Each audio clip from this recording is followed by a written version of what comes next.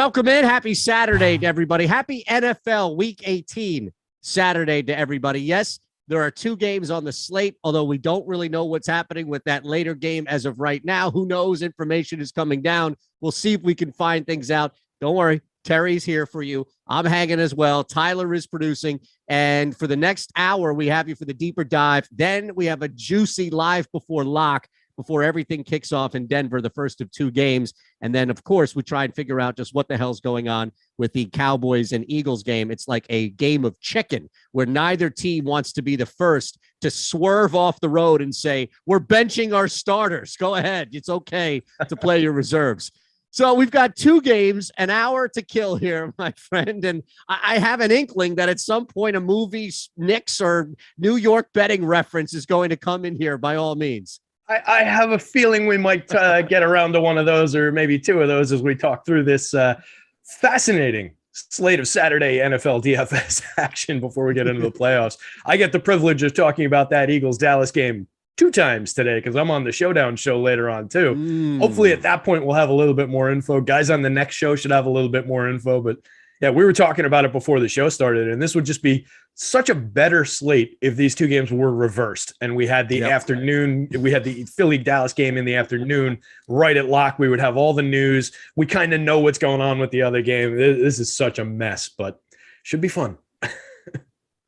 Yeah, and I think this would be the time here to take full advantage of countering the field, looking at guys who may have a big first half, and you want to take advantage of maybe guys, bench players coming in for an expanded role. A lot of different angles, teams that have something to play for versus not. We technically even have the Cowboys and Eagles with both something to play for if you really wanted to, have it all out there. And then, of course, the Chiefs, with whatever happens with the Titans, you never know. Stranger things have happened. They could lose to Houston, probably not. But look, the Chiefs can't take that chance by any means. So as you mentioned, we have a clearer idea of what's happening in this first game. We'll look at that game from all different angles. If you're hanging with us, please hit that thumbs up button. Got a lot of folks in this chat already. You have any questions for Terry, throw them our way. Make sure that you're subscribed here as well, beyond hitting that thumbs up button. And look, from Yahoo, we have 1 free month of Awesemo Plus Platinum. So we see new people coming into the community all the time.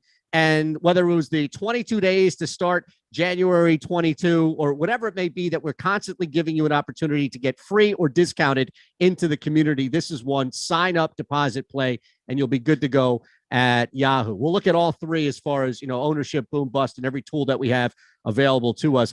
And let me just mention this for all the people that are in New York who have been salivating for this day to come, Terry. What a monumental moment it is for the betting community, which is now global because of New York State being involved in this. Yeah, absolutely. Big day for New York. A lot of my friends over in New York are pretty psyched to start being able to wager for, I'm sure, the first time ever. Nobody in New York was ever placing illegal wagers on sporting events. Nobody was ever Venmoing you money, right? Never got a request to, hey, man, can you place this bet for? Never heard anything like that. So.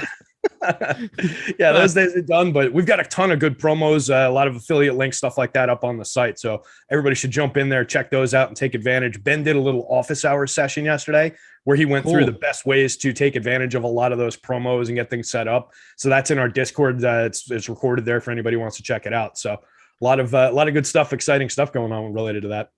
The very first thing you see when you go on to awesemo.com, not / anything else, not any tab, not our NFL or PGA projections, just smack there right in the middle of the site is Alex's keys to unlocking everything. And then if you missed the office hours or if you didn't see that ahead of time, you can always go back and reference this. It also has the portals in there that you were talking about, Terry, where you can go to FanDuel, DraftKings, or Caesars in New York and take advantage of all these great incentives. And then Alex tells you how to maximize it because, a lot of people don't know how to use a risk-free bet or something along those lines. So there we have it. And we're just taking care of people. That's what we do here at this community. I love it. Absolutely. Yeah, that's it. No matter what comes along, we're trying to help everybody figure it out, exploit all the different angles you can, take advantage of all the different promos and bumps. And it's just a great approach. And it's helping people do things the right way, like you said. And the dog's joining us again today. I'm sorry? Oh, I said, and the dog is joining us again today. Oh, well, look, I got Mr. Little One over here, too. Little four-man booth on this one. It's a race to see who disrupts first. My money would be on my blood, but we'll see. Sammy T, we appreciate the super chat here. Do you know the best way to draft the mitten on Underdog? 10 rounds, best ball format. Tyler was just talking about that, the playoff edition of best ball drafts. We don't have anything specific for that like we did at the start of season long. We may do some content for that coming up, but I don't know if you were even paying attention to that with so much going on with the DFS regular season ending and then the playoffs kind of winding out. Yeah, I haven't gotten into the playoff best ball all that much. I would expect over the next couple of days, somebody at the site will jump on that if there's not a piece of content up there right now for some best ball for the playoffs. It seems like something that we should be covering and that we probably have something in the plans. No promises, guys. And apologies, I don't have a great answer for whatever that question was. I was reprimanding the dog and got him to lay down there for a second. But yeah, I would check back on the site, and I'll even throw the team a note and see if we can get that up and running and get somebody to jump on that.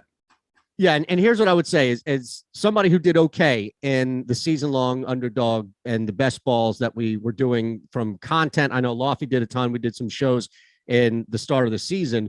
It's essentially you're drafting for your roster. Whoever has the best week that week is your starter. You don't have any control over who starts, who sits. So you're basically drafting and, take a risk. Just like in a GPP, like take a risk, go heavy on a position. And maybe you can get one or two guys top heavy at another spot so that you can really take advantage of it. Quarterbacks, it's similar to kind of how you would look at a season long, but you also have that like quasi DFS risk each week where it's a little bit out of your control who's starting. So that would be my we were talking about that a little bit. You want to try and ride some of those stack combinations as you go, quarterback and skill player. And we were just getting some messages there from our EIC and extraordinaire Nolan Kelly, letting us know that on Monday at I believe he said 12 at noon, we're going to have a show with Lofty. And let me get back to what the message actually said. Lofty and James Brimacombe, big-time expert on best ball specifically. Perfect. 12:30 Eastern time on Monday. So check that out. It'll be up on YouTube and everything. So we're going to be directly addressing that need. Awesome. Yeah, I figured we would. We did such a great job at the start of the season. Lofty was an anchor for that. So I imagine we would just get right back onto it. And a lot of people I know were successful taking advantage of what we were doing our show. So let's now go back here and EMAC jumping in. Sounds like a show on Monday, right? So everybody's on board here.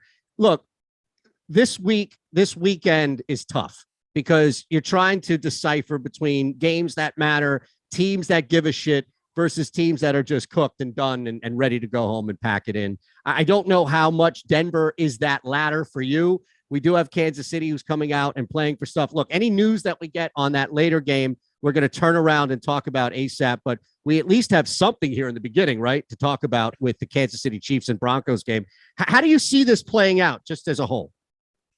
I think, KC, like you kind of referenced at the top, definitely something to play for, right? With a win, they hold on to second place. They have that sneaky opportunity with a win and a Titans loss to Houston that they can jump into the top seed, which is obviously gigantic. But holding on to that second spot is also very key. So they're going to want to win this game. They're going to be fully competitive here.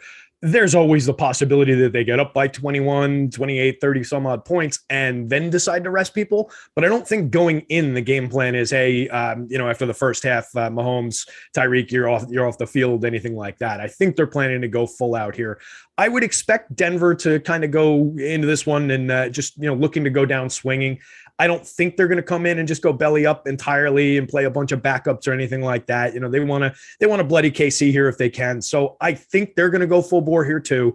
I don't think we have the very big concerns about people coming off the field. So this is definitely the better game of the two as of right now to draw players from and to be able to talk about. We're not doing nearly as much guesswork with this one, I don't think. No, not at all. And then, starting to look at how we have on our boom bust tool, we'll get to Kenny Gainwell, who I think is one of the safest plays in that later game. But it's usual. I mean, you've got Williams right there at the top, Kelsey, Hill, even Mahomes, right, dips a little bit here. So there's no surprises when it comes to, especially the Chiefs defense. There's no surprises, I think, here when it comes to all of those Chiefs angles that I mentioned here, Terry, being so high, mainly because of the importance of the game, but also because of just the talent discrepancy. Yeah, that's it. I mean, we're talking about one of the go-to teams for skill players, for talent overall for the last few years, really, particularly when we're talking about Mahomes, Hill, and Kelsey, that combination. But there's other good pieces on this team. Like Darrell Williams has been very valuable in spots throughout the season. Byron Pringle has returned some value, especially in recent games. So there are a lot of interesting pieces on that KC team that we can look to here. They're going to be explosively popular, but it makes a ton of sense that they're up toward the top of the board. The defense, like you mentioned, I was having difficulty in running my groups articles with the defense. They were just coming up 100% of the time. So you had to limit the defense if you wanted to spread things out. So I would expect definitely they'll be super popular as a D, and it makes a ton of sense. They're coming up on the DraftKings slate. It looks like they're about 47% optimal. So roughly half the time, that's going to be your optimal defense.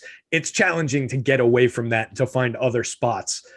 So it's just a game where you're just trying to get away. If you're changing up that defense, you're just going to be trying to play the ownership game, get away from some of the field, but you're diminishing your probability of being in the optimal pretty quickly by pivoting away from their D, for example. So there's some interesting spots on the KC side of the ball where you've got to make those types of decisions. You know, do I go with a 64% owned Tyreek Hill? He's 72.3% optimal. So the leverage score would suggest that you do, but you are riding a very, very highly owned player. So you've got to make some differentiation plays elsewhere. Yeah. And Pringle, becomes a guy that's interesting, right? $3,900. At least he's showing up on the boom tool. So there's that to go with. But then on top of that, he may be one of the few guys who can straddle the line of being out there in important game flow to also just being out there at the start of killing time and killing the clock. And it's not just going to be running and running and running. So whatever the case may be, look, if they're up by 40 points and you've got 8 minutes to go, I don't expect anybody who's going to be playing in a playoff game to be out there on the field. But I think that there's a stronger shot at somebody like Pringle, if we can identify those types of guys, right, in both games that can play meaningful minutes at the start and still be out there halfway through the third when they're up convincingly. Yeah, I do back that idea, especially if it's a situation where it's maybe they haven't completely salted the game away, but maybe they don't want to risk Tyreek, maybe they don't want to risk Kelsey. Then Byron Pringle becomes like the de facto one. The one concern there is they do have kind of like a direct swap out where they can go Hardman, Demarcus Robinson, throw even like Josh Gordon out onto the field and be fine in terms of the quality of receivers, the skill. I'm not saying those guys are nearly the same skill level as the other three, but they do have kind of just, guys that they can throw out there in that situation who are not bad receivers by any means. So it depends on, the nature of that lead, the nature of when they're swapping out. What I'm really hoping for is that Denver manages to keep this a little closer than the 11-point spread would suggest. And we just don't have to sweat that situation. But yeah, we do need to plan for that a little bit going in. Pringle would definitely be a favored target in that situation, averaging 3.5 for the season. So 4 last week. And he is basically the nominal 3 in this offense right now. So I do like getting to some shares of him. He's coming up 33% owned on DK, 20% owned on FanDuel. I think you can get a little aggressive around some of those shares if you want to. Technically, it's negative leverage, though. If you're looking at the DK leverage number, he's owned 36%. He's only optimal 21%. So you're playing a dangerous game there where you're getting to a guy who's already over rostered. The salary helps get to other things, but we also don't necessarily need the savings today. So what about Hardman? Can we look a little bit low? I mean, look, you're going to get into territory here with Hardman, Robinson, right? You're getting into this gray, iffy territory where you're basically needing a blowout that's not being done with the damage basically wielded by Hill, right? Because you're countering a wide receiver position that's heavily owned, but you need some sort of lead by the Chiefs. But the parlay of circumstances means that Tyreek Hill can't be a part, or at least a big part of that, because otherwise you're just getting smoked by the majority of the field who has Hill. Yeah, and that's the concern, right? If these guys could certainly go off in just the first half and put up some runaway and hide kind of scores on a 2-game slate, it's dangerous to completely take those guys out, fade them in favor of a Mecole Hardman, a Demarcus Robinson, a guy like that. That's a little bit, a little bit iffy. I guess what you're hoping for in that situation is that game where, maybe they get their scores by Hill gets 50 yards and a TD, Kelsey gets 50 yards and a TD, and Darrell Williams gets a few yards on the ground and gets a TD, and you're booking something like Darrell Williams and one of these alternate receivers. So you get the Williams touchdown and production into your lineup in one of the 3 potential running back spots, and then you're going to one of the more dart throw receivers. My preference out of those guys would probably be Mecole Hardman. He's gotten 4 targets, 5 targets, and then 1 target the last 3 weeks, and the 1 target coming last week. So that's a little bit of a concern, where we do see Demarcus Robinson got 2, but then the 2 weeks before that were 2 and 3. So it's kind of a crapshoot there, but just consistency-wise, I think it's Hardman is the preferred guy here. But that'll also carry a little bit more ownership, a little bit more attention than Demarcus Robinson, who would be more of a dart throw. So there's an interesting super chat here. And again, we appreciate all of the super chats. Definitely not necessary, but really good way to get our attention and get anything that you have out here answered. Please, if you haven't already, all of you out there hanging with us, over a K watching, hit that thumbs up button, please. Make sure you're subscribed. See Lepre in the house. Terry working overtime. Absolutely. Terry is in here working overtime. All he asks, he's not even getting paid today. He just is getting paid in likes, right? Wait, you get paid? I'm just speaking for you. I'm just speaking for you. You get paid in thumbs up. So if we don't hit 1,000 likes, it's like a quota. If we don't hit 1,000 likes each show, then McBride goes home hungry. We don't want that, right? Jeez. All right. So that's right. Clownin had an interesting question here on the super chat. Would it be a good idea to get Williams and Gore if they take the lead, want to just run the ball? Maybe Gore might be a better option than Pringle. Now, again, we can't apply the jock market strategy here, unfortunately, and pounce on a guy mid-game. But if you look at that with trying to get ahead of a lead or even blowout scenario, maybe we should be looking lower on the depth chart than trying to straddle that line of like 2, 3, 3, 4. I don't totally hate that. I took away in my group's article, I took away the running backs from the same team restriction that I normally have in there for showdown slates, for small slates. I'm totally fine with doing that. Neil and I talked about it on a showdown show a few weeks back, and it's one of the differentiation plays that he likes to make on showdown slates. So for people considering that, I think that's actually kind of a strong option for showdown if you're playing the single game for this. And for the full slate, for the 2-gamer, I don't mind that at all. I think that's an interesting approach, and it's certainly viable from like a narrative perspective, right? If they do get up, they're going to want to protect Williams a little bit more here. And yeah, I can envision Gore certainly seeing a few more touches in that scenario. He's a guy, it's limited touches throughout the course of the season, but week 16, he had 15 touches. Last week, he only had 4 compared to the 17 for Darrell Williams. So there's a little bit of concern if it doesn't go that way, but you're playing your lineup specifically for that narrative. And so just don't get overly aggressive with it. Don't build it into every single lineup where if that doesn't happen, you're going down with that ship. But for a few spots, for a few lineup configurations in a big slate of entries, absolutely. All right, how do you approach Denver here? I mean, looking at it from our own tools on site, we have on the Boom Bust tool the highest play, or basically highest rated Denver plays as their defense and Noah Fant. Well, if we like Kansas City blowing out or at least getting up on Denver, it's going to be hard to get to them unless something drastically changes from public perception about how this game goes down. But we kind of are all in agreement that Kansas City is going to be up, convincingly or not. What does that mean for Denver and how to really approach Denver pre-snap with either a blowout or simply something like 7 to 10 points, keeping it close? I mean, the way a lot of these Vegas lines have gone this season, that probably just means we're going to see a low-scoring, tightly competitive game, right? Just based on how Vegas has done with a lot of these, where they're forecasting those blowouts and middling totals. So I'm curious to see where Denver goes with this one. Like I said at the beginning, I think they do want to try and bloody KC here if they can. So I don't expect them to pull all these guys off the field. I think we can just kind of ride along with some of the guys who look good in tools and that we would normally go to in this offense, right? There's a case to be made for Javonte coming up a little bit negatively leveraged, but still 24% optimal on the DK slate. That's worth getting to, a guy who's, coming up a quarter of the time in the optimal lineup, and he's not aggressively over-owned. He's owned under 30%. So it's a -3 and change leverage score, which I think is okay to book into a lineup, particularly if you're making any of those differentiation plays, and there are plenty of them to make. I think Jerry Jeudy is a similar case, but you're already starting to lose a little bit of a grip on that ledge where he's -6 leverage, 17% optimal.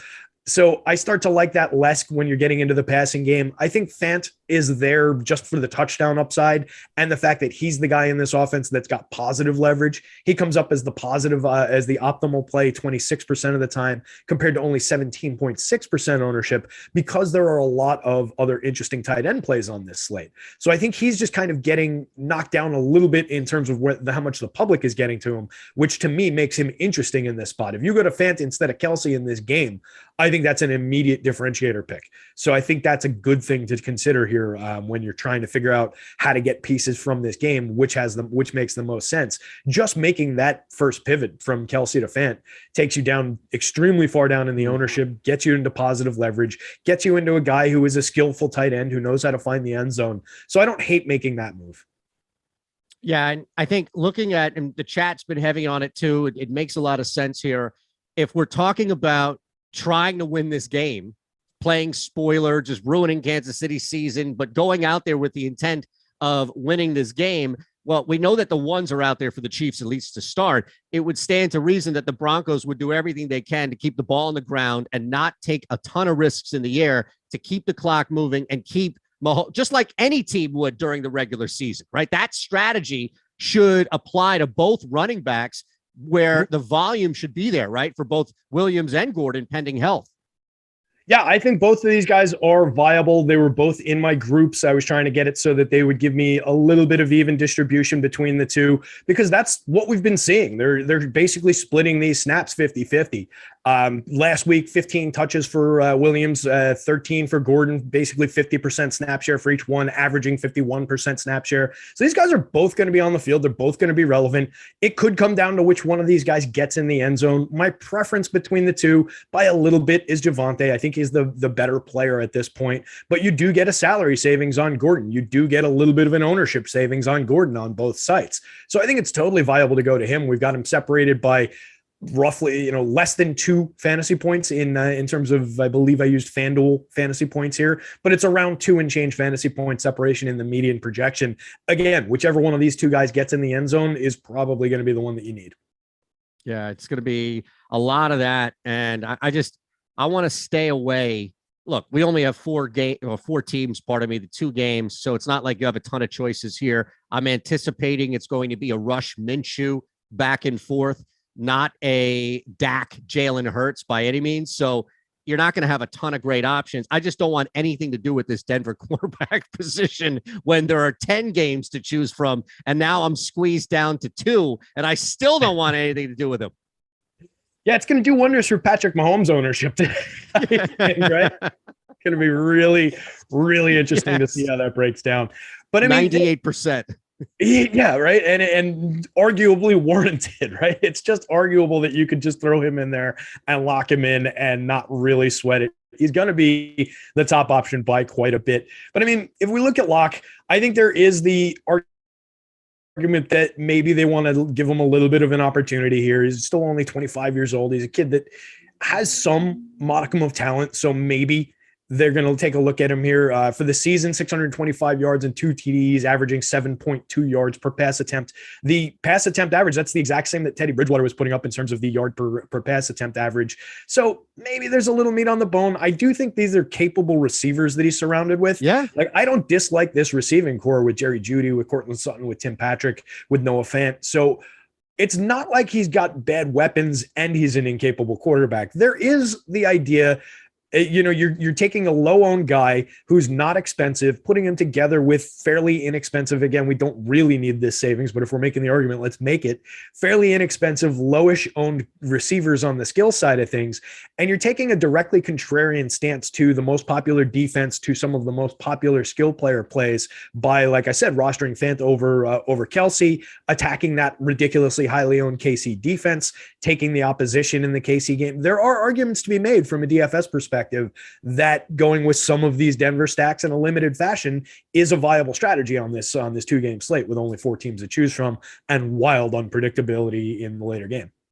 It worked for our boss as he took home on that Seattle stack plus with Rashard Penny in there as well. I told you guys we wanted the Seattle game that day. I don't think I would have had both of those guys and Rashard Penny in my stack. That was brilliant, man. But woo, amazing.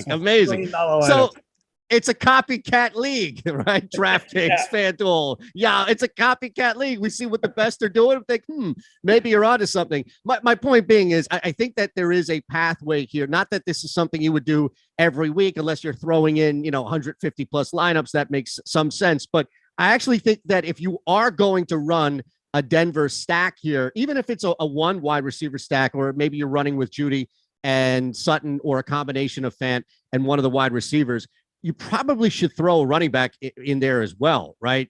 If you are going Denver, you might as well go full Denver, is what I'm saying. Yeah, and especially on something this size, right? With 2 games on the slate, any of the different combinations are going to be viable, because it's just a situation where you don't have 25 different running backs who could take over that spot and outscore your guy by a couple of points if you go with the ultra heavy stack here. It's just a matter of picking off the right spots. So yeah, I think if you're playing that narrative where Denver is competitive in this game, potentially leading in this game or whatever, and that's the thread you're chasing, absolutely build it in fully and really take that approach and lean into it. Because on this game, like we're saying, there are not a gigantic number of alternative guys who could come in there and put up a better score than what you're getting out of one of these running backs. Even if they only come in and give you 50 yards and a TD, that might be enough on this slate. So yeah, I think taking shots on all different types of constructions is totally viable today. How deep are you going to go with this Broncos team? Because look, if they're getting blown out by 28 plus points in halfway through the third quarter, we don't expect Fant and Judy and Sutton, Williams, Gore. We don't expect these guys to be going through just a senseless beating for nothing, especially if the Chiefs are pulling their ones. Yeah, and that's where we're hoping that it stays at least relatively competitive, right? I don't think KC goes out and pulls everybody if they're only up 10, right? But if they're up 20 something, I think then we can kind of run into that scenario. So yeah, it's worth taking some shots on some of these guys. You can always get the oddball. It almost happened the last time out. I almost called it the Kendall Hinton pass play, where you pick off that weird passing touchdown from him to somebody else. But yeah, I think there are some worthy dart throws in there, right? None of them are currently projected for anything, but if you're going through, just start picking some of these active guys and building them in. Don't go haywire. Don't go building in one of these guys that's not projected to do anything into 50 out of 150 lineups. It's not that kind of a scenario. But to thread in some dart throws, I think is viable here. And understand that you're probably booking a 0 or a very low score into that lineup, but take it for what it is. Understand that you're kind of building in a low-owned lottery ticket play into that lineup on a very unpredictable, very short day. Yeah, and look, if in fact this plays out to the spread, even if it's a low scoring game and we're seeing that 10 to 13 plus point lead for the Chiefs, to the point where there's still ones in there, right? To what you were just laying out, Terry, where there's not this need to sit guys quite yet for Kansas City. Locke and company are going to be in there. And, Magnet B, Denver chucking its second half. Totally agree. Like, that's going to be what we'll see. That's where I think you'll see Locke. His arm clearly stronger than Bridgewater. They'll take some shots downfield. If, in fact, it's close enough, the point you've been raising here, then all of a sudden Sutton, Judy, and Fant become much more appealing. With that said, and look, just for all of our New York folks out there, I found you a nice little deal. All you need to do is click on Awesemo, go to the Alex Baker column that's right there, go to the FanDuel portal in New York, sign up. You're going to get a really cool offer. You can get Locke interception at -178. Now that's a multiplier. That's a parlay piece, but you're already betting now legally in New York. So I figured I'd throw somebody a gem there. It's impossible for me to think, Terry, that with all the attempts that Drew Lock will have, especially down in the second half, that he's not going to throw at least one interception. Yeah, I think that's a pretty credible bet. And if we're taking one of these QBs to do it, I think that's a good choice on out of this list of guys. Taking a look at the numbers, 2.3% interception rate. If you want to take Bridgewater as a comparison point, Bridgewater was a 1.6 interception rate for the season. He threw 17. He threw 7 interceptions, 18 touchdowns. And Drew Lock has thrown 2 so far. That's 2 on 87 attempts. Teddy's was 7 out of 426 attempts. So he's on a percentage basis. He's throwing more of them. I think that's a decent shot to take there. All right, let's look at this other game here. We'll come back as things progress. Questions, right? Yeah, No, I was jumping in with it. Do we have to? Sorry. Oh, no. Well, look, I mean, we can take angles. Philadelphia versus Dallas, right? You know, the best actor to come out of either city, not movie, but somebody who was born in Philadelphia. And I'll even give you Dallas Fort Worth. So Philadelphia, Camden, Wow, Dallas Fort Worth, from that area. Anything, you know, the best cuisine that comes out of, and it has to be homegrown to Dallas and homegrown to Philadelphia. And look, I'm not going to reduce my city to cheesesteaks. So we have a lot of great things to eat. No, you can't take cheesesteaks. That's off the hook there. Well, I don't really like your pretzels as compared to New York pretzels. I don't like your pizza. I mean, we've only got so many things to work with if we're talking Philly cuisine. Dallas has some pretty killer BBQ. I don't know, man. That's a tough one. I do love my Philly cheesesteaks though, but if we're taking them off the board, that gets a little tough. You guys also lost one of your biggest celebrities in the last couple of years, certain old famous comedian that we're not really going to throw into that conversation for the best people to come out of Philadelphia anymore. But I'm sure there's a good list of different actors and everything. Yes. I think Matthew McConaughey is from the Dallas Fort Worth area though. That might beat you out in terms of quality of performer. Wait a second. Are you going to go Matthew McConaughey over Will Smith? In terms of acting ability or in terms of just like being a cool celebrity? Like, what are we going I'm not talking about rapper here. I mean, didn't McConaughey come? What about McConaughey single "Welcome to Dallas Fort Worth"? Does that not slap? I would pay money to see videos of Matthew McConaughey rapping in the 90s. I will give it that. That would be pretty hilarious, I think. From an acting perspective, I think I would give it to McConaughey. From an overall just like fun, taking out the Scientology thing. Apologies to any Scientologists who might be in the crowd, but your religion is nonsense. It's I think from a charisma kind of a perspective, I think it goes to Will Smith, but that's even close. I mean, they're both pretty charismatic, pretty enjoyable celebrities. They both have, McConaughey's more of my kind of approach to the smoking and all that fun stuff. So, lifestyle wise, I might come down more on him. He might be a more fun hang. Okay. I could see a more fun hang, but he's the same voice and the same guy and everything he is. Come on. He's playing Matthew McConaughey. Like Will Smith's not playing Will Smith in most of his movies. All right.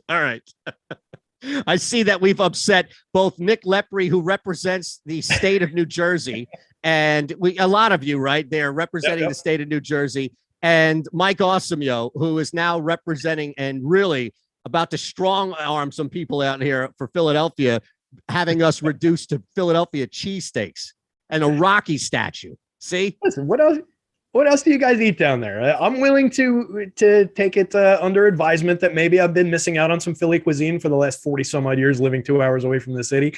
Maybe it's possible. I don't really enjoy Yingling. That's a Pennsylvania thing. No, that's close. That's close. Man. What else you got? Look, I'm telling you, first off, Yingling is a fantastic beer. And for anybody that's just out of college, like, it's a rich man's version of Natural Light or any of the other crap. Yes, back then, and absolutely. All right, and it's not that much more expensive either. Okay, so we've got a little something here, by all means. Yeah, absolutely. Yeah, in that stage of life when that's when cost is a priority and all that, it was a step up definitely from your Natties, your Bud Lights, and all of that. So I will give Yingling that much. Absolutely. Yeah. See, now I'm getting asked to insert Bradley Cooper. Look, I've got aces up my sleeve here. I've got Bradley Cooper. I've got Kevin Hart. I've got some others here. All right. That I could go to. I just chose. All right. So the one thing that we do know about this game, right? The one thing that we actually know here is Kenny Gainwell is going to play a ton, right? Like, that's one thing that I could promise you, Terry, is it doesn't matter if Boston Scott starts, if Jordan Howard starts, what have you. I know the quarterback situation, even though it's not official, Kenny Gainwell is going to be out there a ton. And they're not all of a sudden going to ask Gardner Minshew to throw 50 times. They're a running team for a reason. It would stand here, right, to logic that Gainwell is going to benefit a ton from this. Yeah, and he took a major jump in our projections in the most recent last couple updates throughout today. When I was doing my groups article, like really, really early this morning, I'm talking about when it was still dark outside, we still had Boston Scott projected as the higher guy with Jordan Howard getting a little bit of the share. And now that's just entirely swung toward Kenny Gainwell. He's the top projected Eagle over Jalen Hurts, over anybody else on the field. So I think it makes a ton of sense. What you're going to be dealing with is he's going to be coming up like crazy in everybody's optimizers because of how he's projected. limited and because of a really low salary, 4,100 on DK, 4,800 on FanDuel, that's just going to be popping him into a ton of optimizers. So if you're building with Fantasy Cruncher, it makes sense to put in some controls around your exposures to him, but you definitely want to be focusing on getting to him. I think he's, to your point, going to see a ton of volume, going to be one of the more predictable pieces of this game. So it makes some sense to plan for him and to build him in, but have a plan both to be getting to him and to be excluding him from coming up in just every single lineup, because I don't think we necessarily want to be doing that either. He is 61.4% optimal on the DraftKings slate. So again, do not take this as me saying don't get to a lot of Kenny Gainwell. Get to a lot of Kenny Gainwell. Just control the exposures a little bit. He's positively leveraged, 6.8 leverage score on DK. Well worth getting to. I still don't know that I want like 100%. I don't know that I want like 80% of them. If I was around that 60% number across 150 lineups, I wouldn't be too worried about it. I think he's got value around that mark.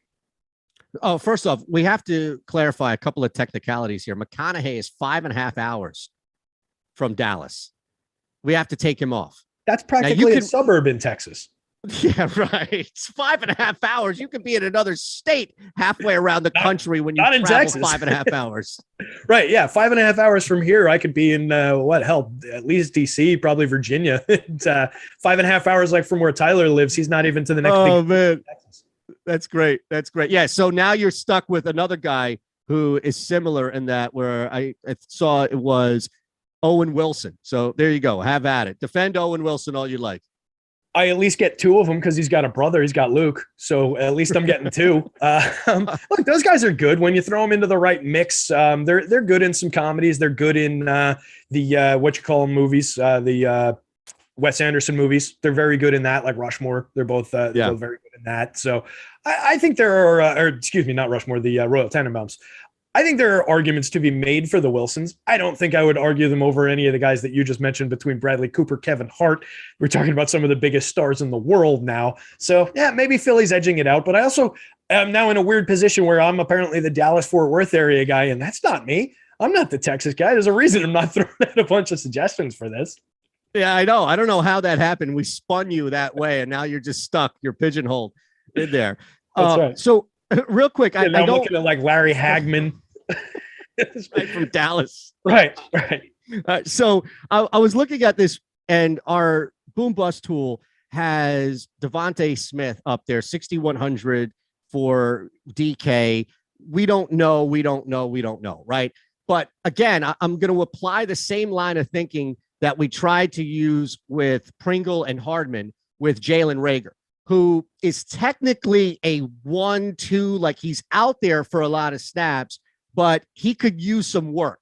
And I think that even Quez Watkins, I think, is going to be phased out of the game first before Reagor. And you may see Reagor out there a little bit longer with Gardner Minshew. We know that Gardner Minshew threw against the Jets, but he didn't really throw a ton as far as downfield. All these quick stuff to get the ball out fast. That's Jalen Reagor. If he's not throwing to Kenny Gainwell, he's going to throw to Reagor. So I think Reagor at 3K all of a sudden becomes an interesting play, because no matter what the situation is with the game for the majority of it, you can count that he's going to be out there at least from impact time and start to straddle that line before he gets yanked. Yeah, I think so. I do think there is the idea of eventually they'll want to protect the draft capital that's invested in them a little bit. But I do think that there's certainly, some idea that he's going to be out on the field a little bit more than these other guys. In looking at the ownership, 16% versus 18% on Devontae and like 13% on a guy like Greg Ward, Quez getting 10%. It's not like we're getting a major ownership discount there, which is kind of concerning, but we are getting him 10% optimal. So it's relatively efficient ownership. It's not the worst situation in the world. And at price, I definitely think if we're thinking in terms of targets per dollar, as a way to look at this, I definitely think there's a good argument to be made that he's a strong option in this offense and somebody who can see an uptick in his overall targets. Last week, Reagor saw just a lone target. He averages 3.4, but to your point, he's on the field a decent amount, 65% of the snaps on the average for the season, only 51% the last time out. But I think there is a good thought that, maybe he does tick up a little bit on the board for them.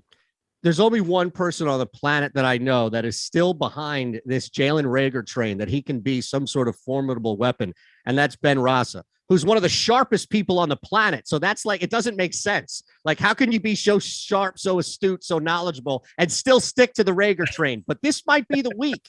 You never know. Well, hypothetically, it's not going to happen, but let's just say it does in the event that Jalen Hurts and Dak Prescott, like, let's say ones are out there. Eagles say, you know what? We're going to start Jalen Hurts. We're going to put our ones out there. I can't imagine you want to get to many lineups with Hurts in them, simply because I don't even know how long he'd be out there. Now, again, this is assuming I think a reach here in the first place that he would be out there, but just on that small percentage hypothetical, what would that do, if anything, for you? If Hurts started the game? Yeah. It would make it. I mean, you can't really get to him, right? Frustration. Say again. That's it. I was just saying, you can't really get to him, right? Yeah, it's really difficult not knowing, and then kind of having, limited options for swapping out of it if it happens. You're just kind of just jumping over to the backup in that situation, which creates a situation where now you haven't spent all your salary. Maybe it helps you get to other pieces in that lineup if you're changing things out, but it's not the most compelling situation. And yeah, I can't see a narrative where he plays more than the first half of the game. I just don't think it makes sense, right?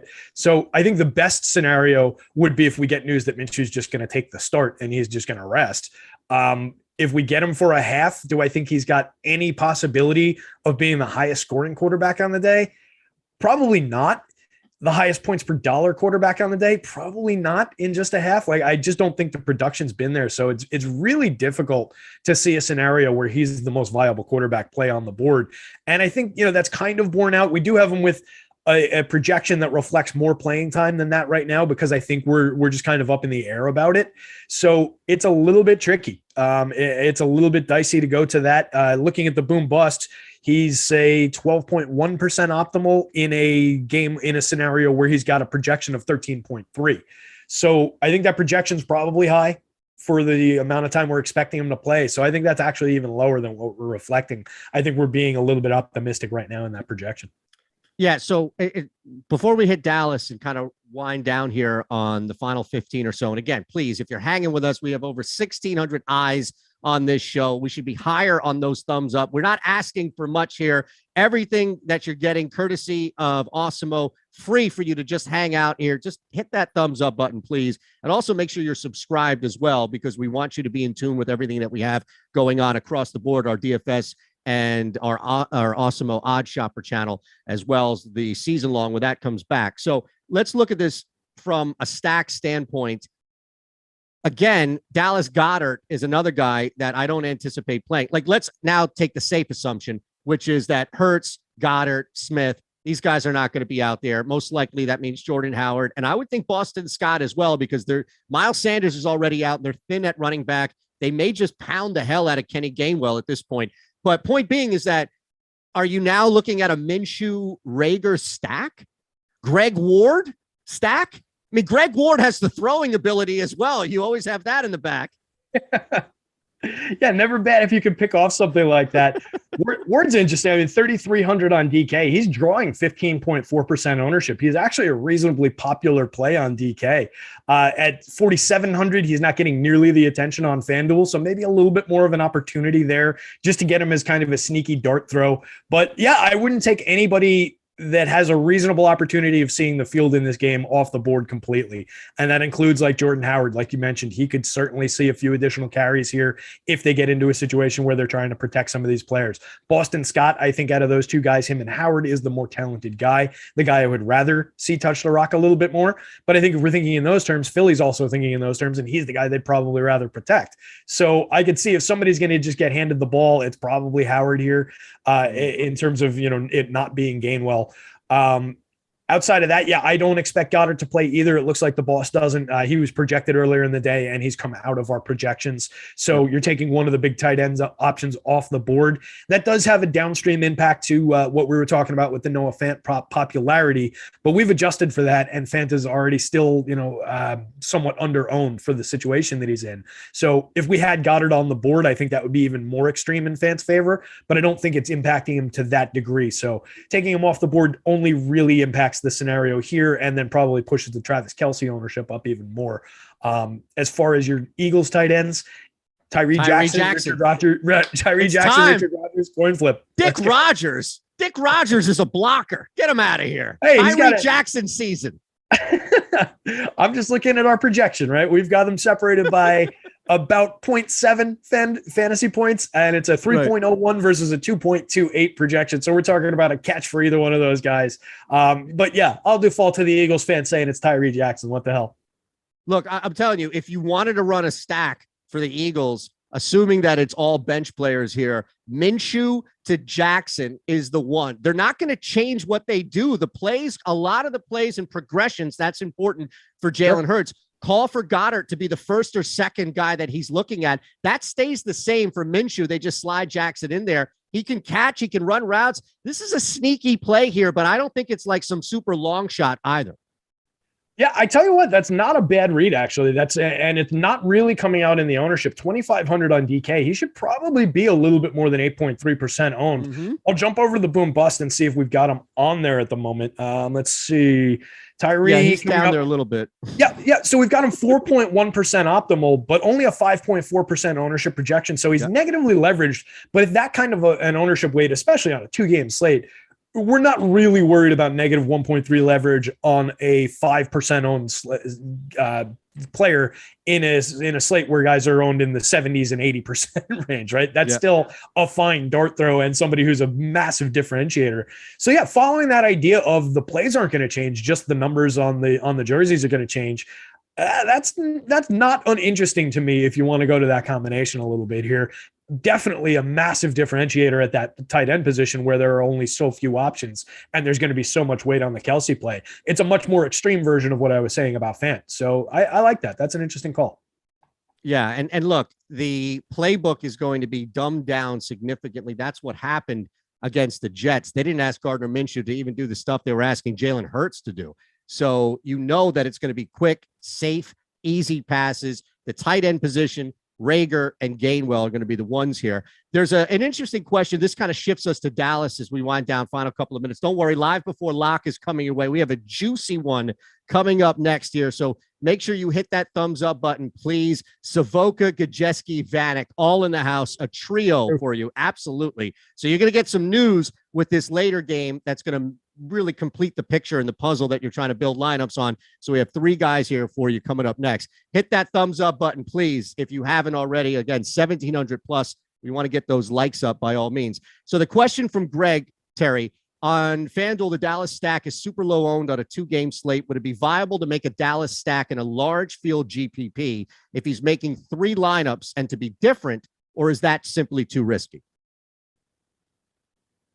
Yeah, I think it's viable. I don't know that I would totally agree that it's super low owned, right? Dak is low owned. Dak is coming in at a 7.3 ownership projection because we're not necessarily expecting him to play the full game.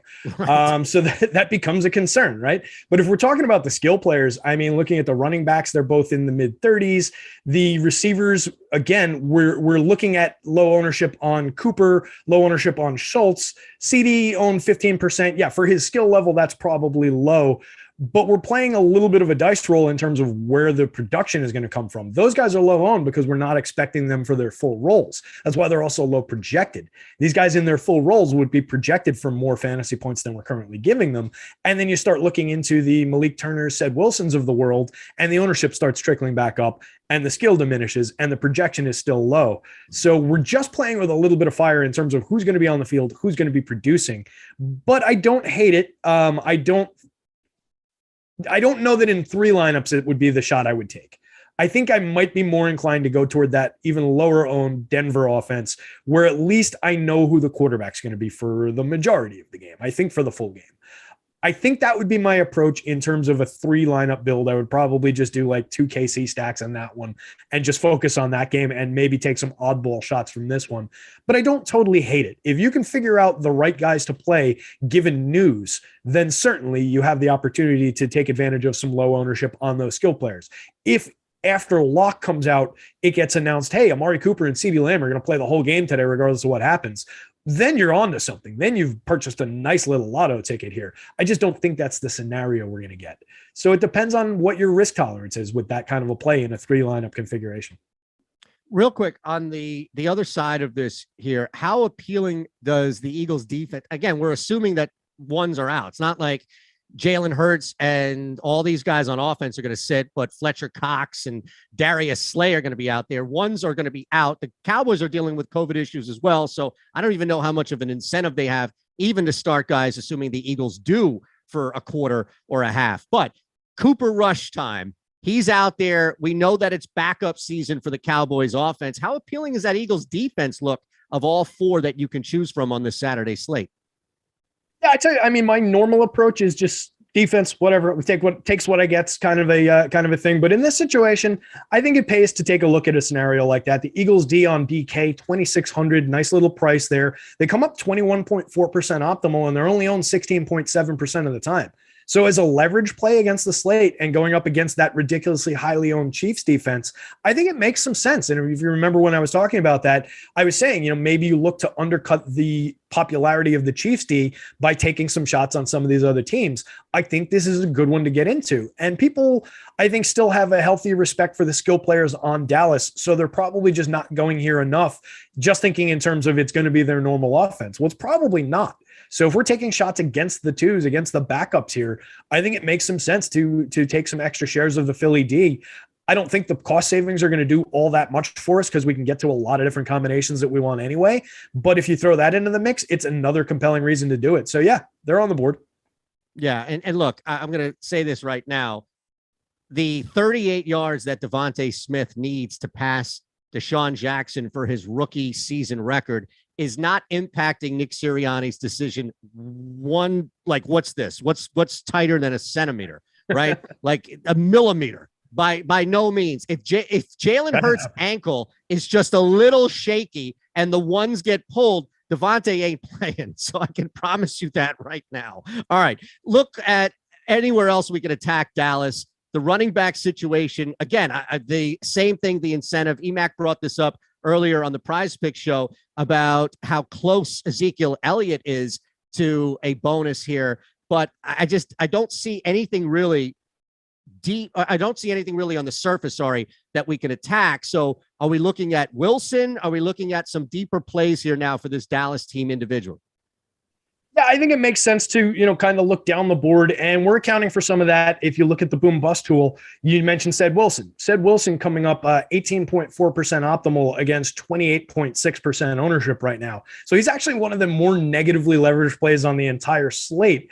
But I think he is one of the more viable receivers from this team right now, and that's why he's getting that popularity. So it's again, it's kind of a risk tolerance kind of a scenario until we've got a little bit more firm news. But yeah, looking to guys like Ced Wilson, looking to even like a Noah Brown as a even more extreme dart throw, I think makes some sense. Brown comes up 11.3% optimal against only 6.9% ownership. So now you're talking about a positive leverage play. It's a dart throw. It's a guy that we don't know how much he's going to be on the field. Same thing with a Malik Turner, 24.8% optimal, 16% ownership. So there are places to go for leverage for lack of ownership right now, but these are scenarios that news could have a very dramatic impact on. So, and it's news that we're probably going to get after lock. So it's going to be a little bit dicey going into this one, but I think those guys, if we're not talking about the running backs here, those are the guys we want to take some of these tournament shots on in these large field tournaments where guys like the usual suspects like CD and Amari Cooper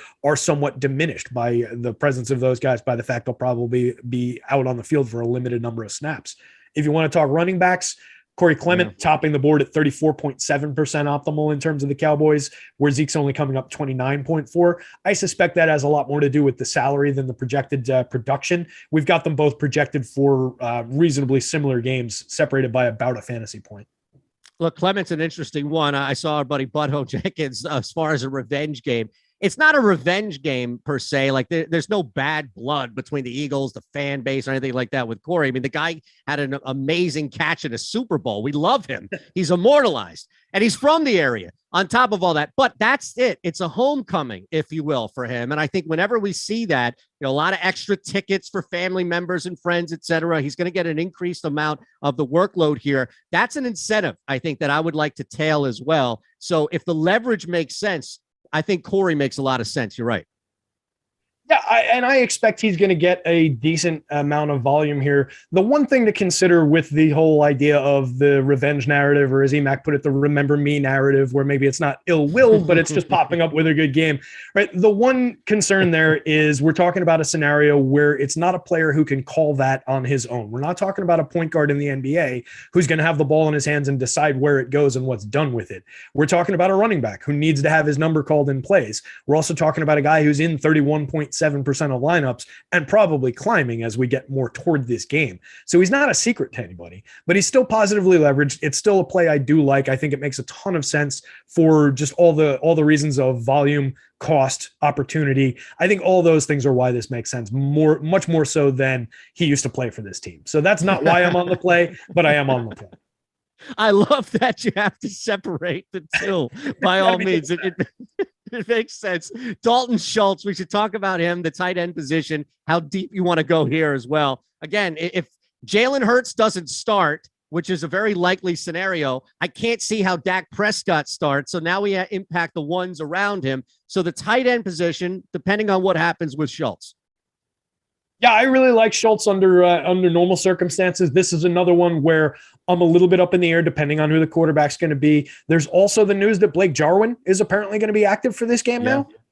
So that could potentially take a little bit off the Schultz play. Maybe they throw Jarwin out there for a few additional snaps, just round him into game form, get him up and running. You also have this scenario on DK. Schultz is only priced at 5,300. So he's pulling like 30% ownership over there. That's I believe, second most popular tight end play behind Kelsey. So I just kind of prefer going to one of those other tight ends that we've talked about in terms of the ownership advantage. On FanDuel, it's totally different. 6,100 has him owned only 6.6% of the time. If we've got any news that he's going to be out there for 3/4 of the game, somewhat reasonable expectation of his normal volume, and Jarwin's not going to be a concern, well, then I think that's an opportunity on FanDuel. On DK with the ownership, I would just kind of probably be at or around the field, maybe even a little bit below in favor of like the Fant play or the Eagles tight end play. Anybody else you want to hit here on the final minute or so? I know that we have live before lock again, that trio of Savoca, Gajeski, and Vanek coming your way in a matter of minutes, seconds here. Anything else you want to clean up? Is there an actor that you forgot that maybe can help your cause? Because I think we buried you on the Dallas versus Philly side. The Philly wins this one in a landslide. Like I said, I didn't like finding myself in the position to defend Dallas, but I actually tried to cheat and Google it. And the top actor born in Dallas that I can determine is probably Morgan Fairchild, followed by, I'm going to say the Wilson brothers, and then Meatloaf, I think, is probably the fourth best actor born in the, so we're talking a really limited selection.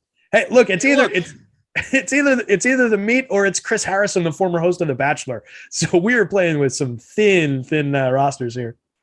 All right, we appreciate everybody hanging with us. I got to give a shout to John Shelton in the chat, taking it over from the Awesemo Odd Shopper betting show where we have a lock it up. He's locking up Kenny Gainwell anytime TD. As soon as those are available for you to bet, absolutely take that. Hit that thumbs up button, please, before we get out of here. But don't go anywhere. Thanks to Tyler producing, as we were telling you, live before lock coming your way right now. So hit the thumbs up button, subscribe, and please take advantage of what we have from Yahoo, that link below, and these three new awesome portals, FanDuel, DraftKings, Caesars, all available for you to take advantage of these new betting incentives from New York. Terry, my friend, always a pleasure. Definitely, pal. This was a fun one. All right, we'll see you all soon. Have a great night. Good luck.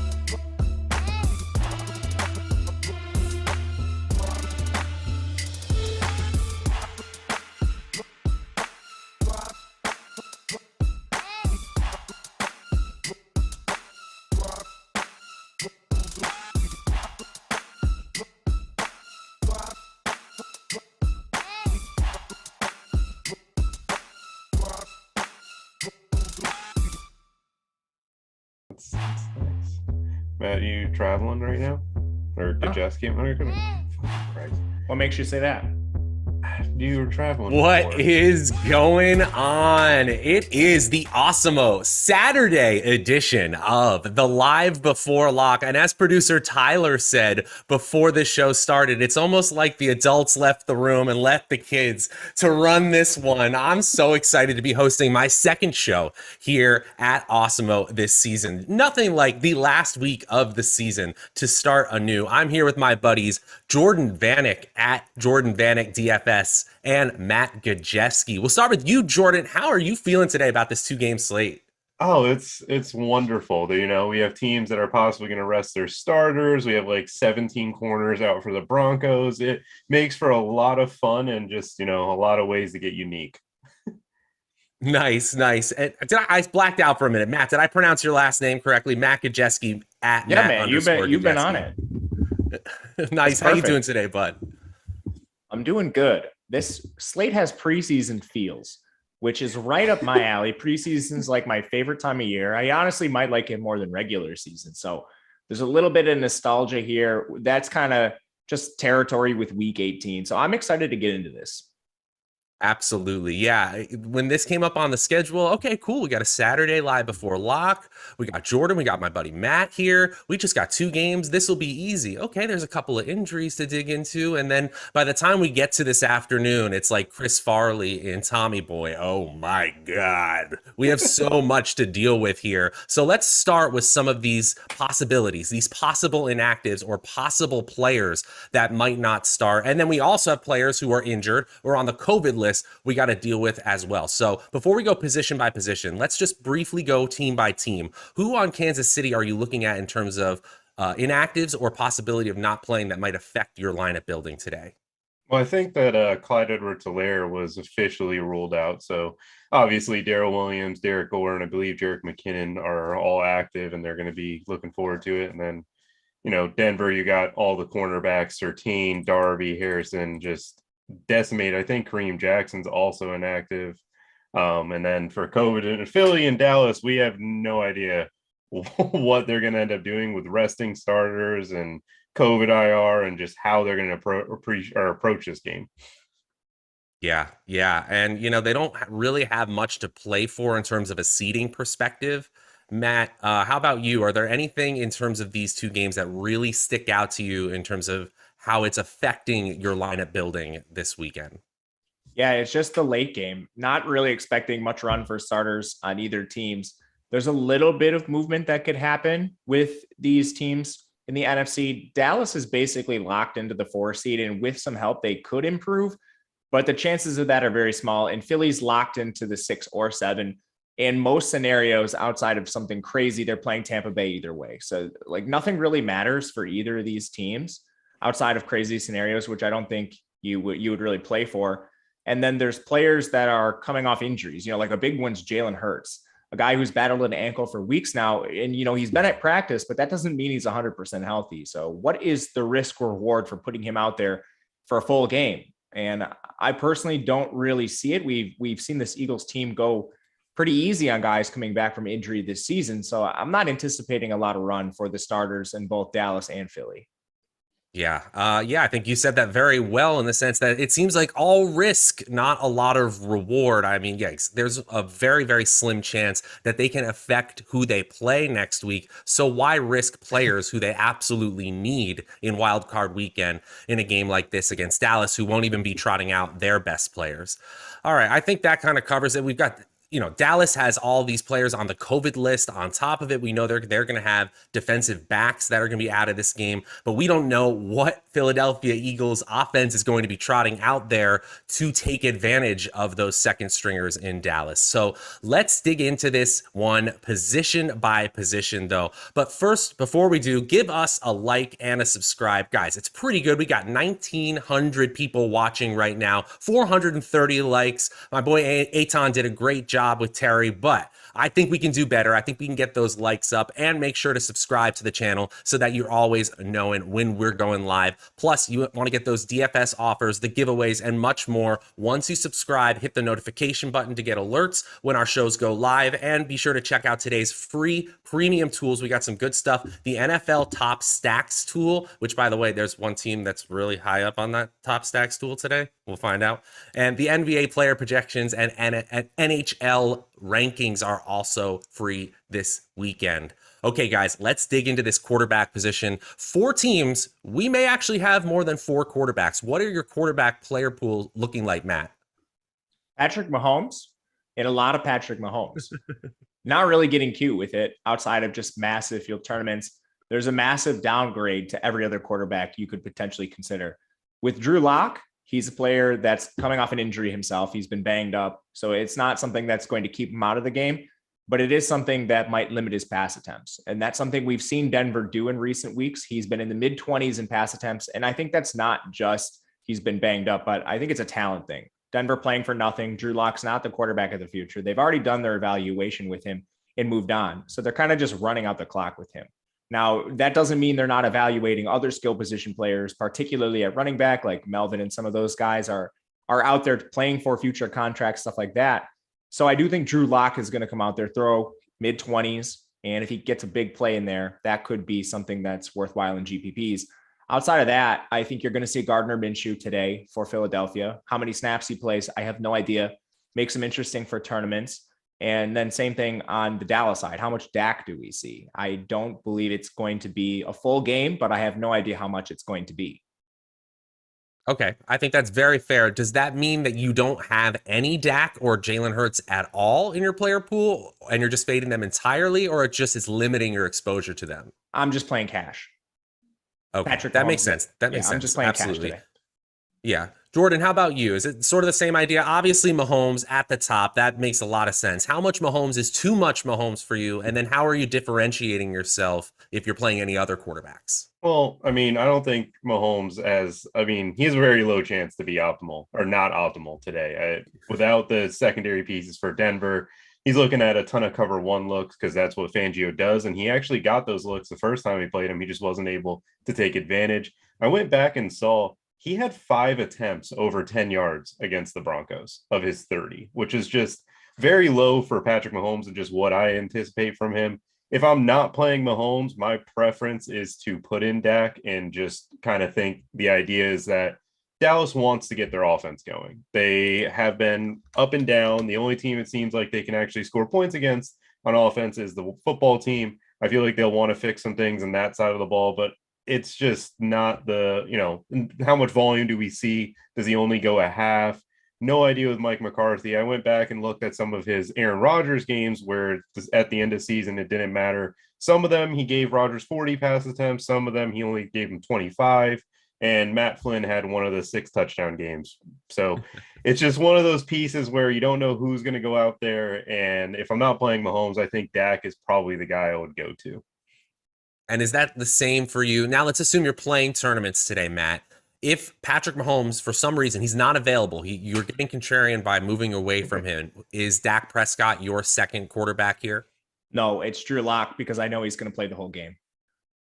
Okay. Interesting here. I think there are arguments for both. I mean, Prescott, if he plays the whole game, he obviously does. But I kind of with you, Matt, in the sense that I don't believe he plays enough to get to his full fantasy potential. Obviously, he has the highest ceiling of anyone not named Mahomes.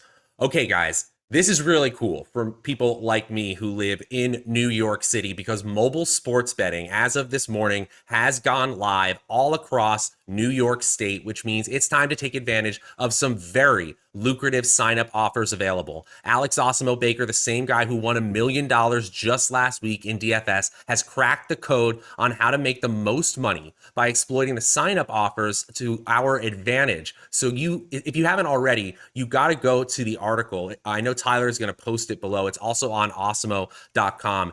It will help you take advantage of these sign-up offers. And honestly, they are so important because you don't get these bet matches or these deposit bonus matches anytime except for the first time you sign up. So make sure to go to awesemo.com and check out that New York sports betting. And we have a free month of Awesemo Plus Platinum for available for us. Check out the Awesemo_com Twitter account for more details on that. Okay, guys. Same sort of problem with the running back position. We have some starters who look kind of good. We have some running backs who are expected to get a bunch of touches, but then we got a bunch of backups who might be playing, especially in that evening game. Jordan, we will start with you. What is your running back player pool looking like, and what's your general strategy with running back on this slate? So Kenneth Gainwell is probably my favorite back on the entire slate, and the pivot off of him for me is Corey Clement, who is also one of my favorite running backs because his running back position, there's a lot of splitting time with, I don't think Zeke's going to get much work, which makes Corey Clement viable. And then you look at the Eagles backfield, they're decimated with injuries and COVID, and it to be determined if they promote anybody that I haven't seen yet. And I think Gainwell is just the guy that they'll give a ton of touches to because they really don't have a role for him when everybody is fully healthy. And then when you're playing this slate in 2 games, you can put the Chiefs running backs with Mahomes because they're all capable of scoring points and they're huge favorites against the Denver Broncos. And when they get that big lead, I don't think they'll really want to push Mahomes and try to take too much away from him and put him at risk for injury going into the playoffs.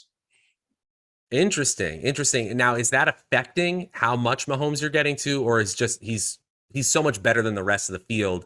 You're just using that as a strategy in running back, and you're playing as much Mahomes as you can get to anyway. Yeah, I'm still playing. I'll probably say about 75% Mahomes, and then I'll leave the 25% for Dak and Hurts, and seeing where they actually, what comes out after these games lock and getting closer to game time with Minshew, maybe if he's actually getting the full start. But it's still heavily on Mahomes, and even with Mahomes, I'm still playing Darrell Williams and some of his running backs. Yeah, and I think that especially on a 2-game slate, like we're not concerned about playing a quarterback and a running back from the same team in a way that we might be reluctant to do so unless we're trying to win a huge amount of money, like Alex Awesemo Baker did playing Russell Wilson and Rashad Penny on the same lineup. Matt, I'm going to throw it over to you. The running back position, again, there's a lot of options here, but what are we thinking here? What's your player pool looking like? Yeah, so I think it's clear who the number one is. It's got to be Darrell Williams.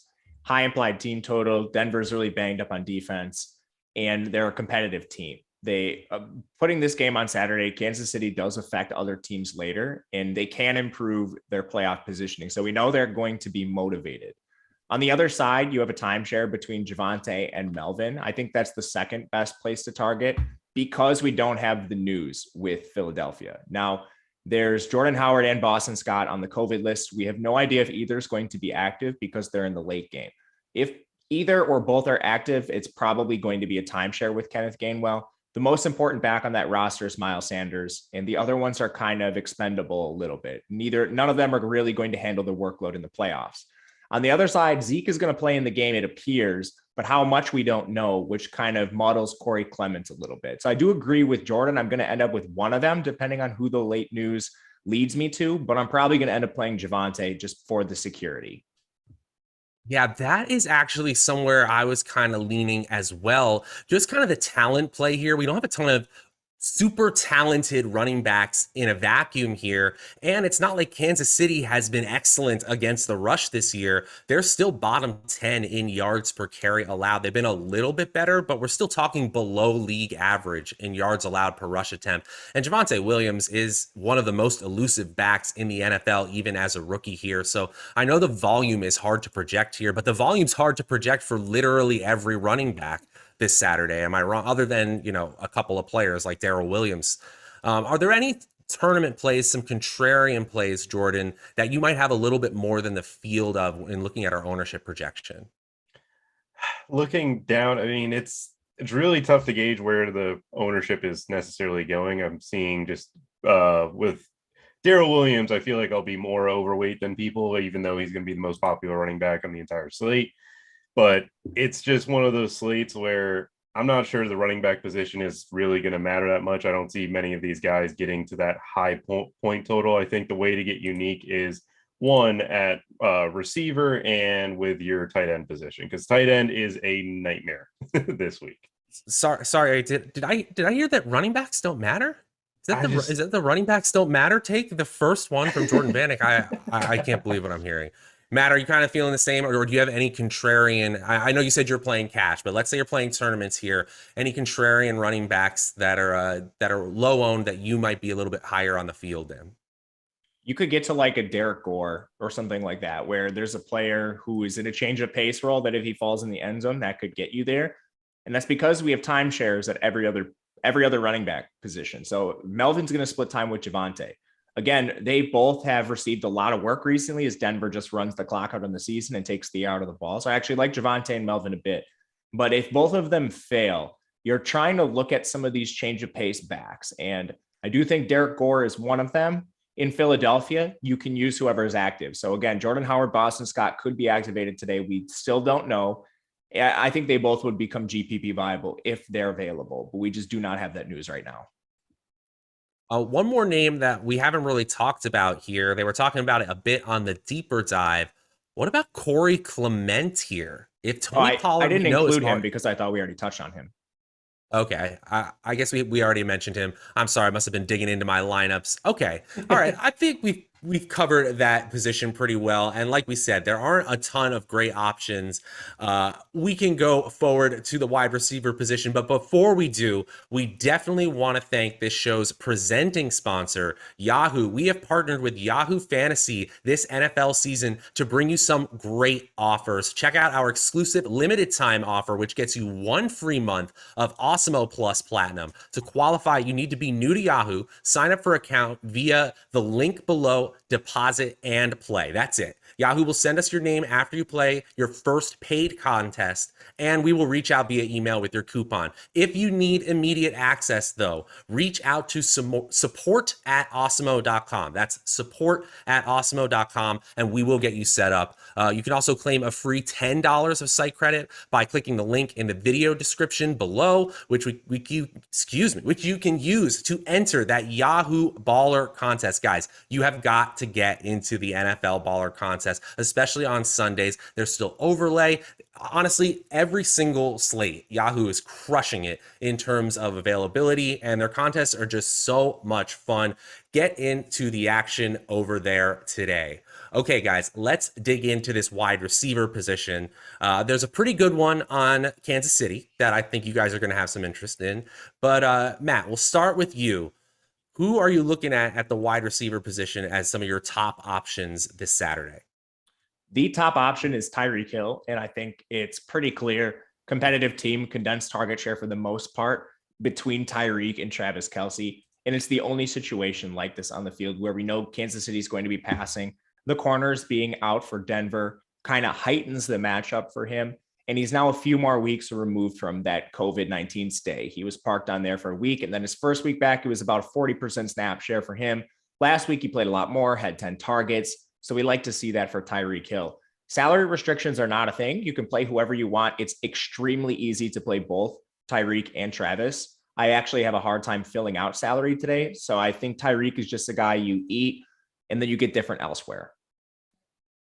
That makes sense to me. I mean, Tyreek Hill, there are ways that a wide receiver can fail, right? It's just the natural volatility of the position. But with so much uncertainty in that Dallas-Philadelphia game, I mean, is there going to be a wide receiver on either of those teams who actually get a full snap share? Jordan, are you kind of feeling the same way? It's that you play Tyreek and then you just mix and match some other lower probability plays outside of him? Or are you thinking something else at the wide receiver position? No, you play Tyreek Hill. I don't think really you should get away from him. Mahomes has only faced cover 1 68 attempts this year. Of those 68 attempts, Hill and Kelce have 62 targets between the two of them. And Denver runs the highest amount of cover 1 out of any team in the NFL. Not sure that coverage is going to change even with the new corners. I don't think Fangio is that type of defensive coordinator. He's going to go with what he does. Even though it didn't work too well. It worked really well the first time, but this time around, I don't think they have the matchups to keep Tyreek Hill limited. Tyreek Hill doesn't have a game over 80 yards against Denver, but I just don't really think this matters, and he hasn't played this beat up of a secondary. In terms of the Dallas and Philly game, again, it is a nightmare of who's going to exactly play, but I do have a lot of interest in CeeDee Lamb. I think that he's going to get enough work early on, then he'll be able to get it done. And I was looking back again, a few years of Mike McCarthy when he was in Green Bay in games that didn't really matter. Jordy Nelson caught 4 touchdowns with Matt Flynn in that 6-touchdown game. Obviously, it's a little bit different because these teams are both in the playoffs and they were playing a Lions team that was very bad, but he gave him enough work. And I think CeeDee Lamb is a player that will receive that work even in early on in the game. I think that makes a lot of sense. My only concern, again, like Matt was talking about with Dak Prescott, is if he comes off the field after 1 quarter and he's caught 4 passes, yeah, he looks good. 4 passes after 1 quarter, he'd be crushing it, but he's not going to get the snaps. I really think it is worthwhile to dig into not just the non-Tyreek Hill options at the position here, but what do we really think this Philadelphia wide receiver core looks like? I know it's hard in a normal week to project how the distribution of targets goes for the Philadelphia Eagles because they're not the most pass-heavy teams. But Matt, if you had to guess, who are the 2 most heavily targeted wide receivers in that Philadelphia offense or just utilized in terms of snap share? I want to talk about one thing with this game in particular. So it has the preseason feel. 2 teams competing for nothing. And in those preseason games, one common theme we see is you want to target running backs. These teams like to take the air out of the ball. They try to just get in, get out as quickly as possible, really heavy run rates. And those are the positions they evaluate. Like they don't need to see anything from Gardner Minshew. Worst case scenario, he plays in the playoffs. So how many times does he actually throw the ball? In that instance, I think it's probably like somewhere around 15, maybe a little bit more if you get a ceiling game out of him. Even if it's competitive, they don't care what happens. So in these instances, I'm not sure Philly is a team you really want to look at because the other game is highly competitive. If you're making me pick a receiver who I think is actually going to play and see some targets, I think you can take a look at Greg Ward. He's a guy that's on the field about 10 to 20% of the snaps on a regular week. He's kind of disposable for this team and they have to play somebody. So I think Greg Ward, JJ Arcega-Whiteside, those are the players that are going to be on the field most. But you always have Devontae Smith. If he plays a quarter, he's just super talented, easily could score. And that's what makes this receiving core so difficult to evaluate. That makes sense. And boy, does it feel like week 4 or the old week 4 of the preseason, I should say. It really does feel like that. Yeah, we're going to see plenty of Greg Ward. We're going to see Quez Watkins on top of Jalen Reagor and Devonta Smith. It could get really ugly, and we could see a situation where no one gets more than 4 targets. Jordan, how about on the Denver side of the ball? We had a weird week last week where Courtland Sutton looked like he wasn't going to play, but then everyone else got ruled out, so Courtland Sutton became the only one who was going to play. Now we got Jerry Jeudy back in. We got Tim Patrick expected to be in the lineup. We got Noah Fant back. What do you, before we dig into tight ends, though, what are you thinking of these Denver wide receivers, and are you going to be above or below the field on them? I'll probably match the field with the Denver wide receivers, but more importantly, the player that I would be over on is Courtland Sutton. He has the most air yards and targets since Drew Lock has started. Drew Lock is in this game, and he's playing for any chance to be on the roster for a team next year. I think he's just going to be letting it rip type of thing, and I think Courtland Sutton is the dude that has the best down the field ability to go score touchdowns and make the big play. Tim Patrick obviously has done it a lot this year, but Courtland Sutton to me is someone that has had a connection in the past with Locke. I don't think Jeudy and Locke will mesh very well just because of the way Jeudy plays and the way that Locke is. Obviously, it's not a great offense, but it's the most competitive game on the slate, as Matt has pointed out a few times. And when you look at Philly and Dallas, it's a nightmare with who's going to play at receiver. With Denver, Jeudy, Sutton, and Patrick are going to be playing all of the snaps, basically. Yeah, there is some clarity, at least, in who's going to be running the routes in Denver, which, we usually take those things for granted during the regular season. Not so much on this slate. That pretty much wraps it up. I'm going to be getting a little bit more than the field on Tim Patrick. I'm going to have a little bit more of the field on Byron Pringle. Some of these players who are projected between 20 and 30% ownership. Again, I can just play 10 lineups and have them in 4, and I can be well above the field. Byron Pringle is one that really is sticking out to me. Let's move on here to the tight end position. There are a couple of good options, so it's a fairly strong position for a 2-game slate. Jordan, we'll bounce right back to you. How are we feeling about the tight ends? And are we playing as much Travis Kelce as our ownership tool? 75% is projected right now. You above or below that? So I'm a little below weight on Travis Kelce, and it's not because of his matchup at all. I just think that's the spot where I'm picking to be unique in this tournament.